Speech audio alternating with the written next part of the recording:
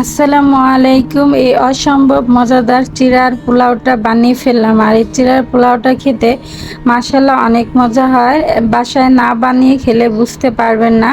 আর এখানে চিড়ার পোলাওটা বানানোর জন্য আমি 250 গ্রাম চিড়া পানি দিয়ে ধুয়ে এভাবে ঝরিয়ে রেখে দিয়েছি। আর এদিকে আমি চুলায় একটা প্যান বসিয়ে তেল দিয়ে একটা ডিম এভাবে আমি ঝুরি করে তুলে নিব। আর ডিমটা তোলা হয়ে গেলে সেম কড়াইতে আবারও আমি তেল দিয়ে এখানে সবজি কুচি দিয়ে দিব। এখানে আমি বটবুটি, আলু, পেঁয়াজ কুচি, গাজর কুচি দিয়েছি। সবজিটা আপনাদের পছন্দ অনুযায়ী দিতে পারেন।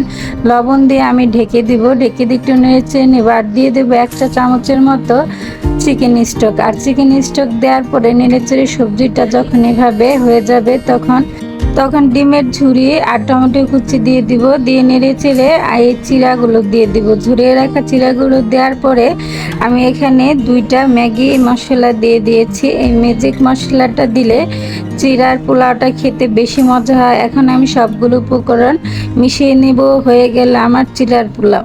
কেমন হলো কমেন্ট করে জানাবেন।